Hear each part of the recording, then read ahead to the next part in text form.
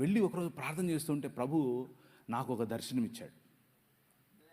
కళ్ళు తెరుచుకునే ప్రార్థన చేస్తున్నాను, కళ్ళు మూసుకొని నిద్రపోవట్లేదు, కళ్ళు తెరుచుకునే ప్రార్థన చేస్తున్నాను. ప్రార్థన చేస్తూ ఉంటే ఆమోసు గ్రంథం ద్వారా ఆయన మాట్లాడి అనేకమైన జనాలు నెత్తి మీద టోపీలు పెట్టుకొని తెల్లటి వస్త్రాలు వేసుకొని ప్రభు అయిన యేసు క్రీస్తులోనికి పరిగెట్టుకుంటూ రావడం నేను చూశాను, నా దర్శనంలో చూశాను. ప్రభు అన్నాడు, నువ్వు ఇందోర్ అనే పట్టణానికి వెళ్ళాలి అన్నాడు. ఇందోరా ఏంటిది? నేను ఎప్పుడు ఇన్లా, ఆ ఊరు ఎక్కడ ఉంటుందో నాకు తెలియదు. మ్యాప్లో వెతికా, ఇందోర్ అనేది మధ్యప్రదేశ్లో ఉందని తెలిసింది. వెళ్ళిపోయా రాత్రికి రాత్రి ఒక బ్యాగ్ తీసుకుని దాంట్లో 2 చొక్కాలు 2 ప్యాంట్లు వేసుకుని వెళ్ళిపోయా. ఏమో ఎచ్చులుగా వెళ్ళిపోయా. అక్కడ చూసి చలి, అక్కడికి వెళ్ళిపోతే రైల్వే స్టేషన్లోనే ఉండాల్సి వచ్చింది. నాకు ఎవరు తెలియదు అక్కడ. 3 రోజులు 3 రాత్రుళ్ళు రైల్వే స్టేషన్లోనే ఉన్నాను.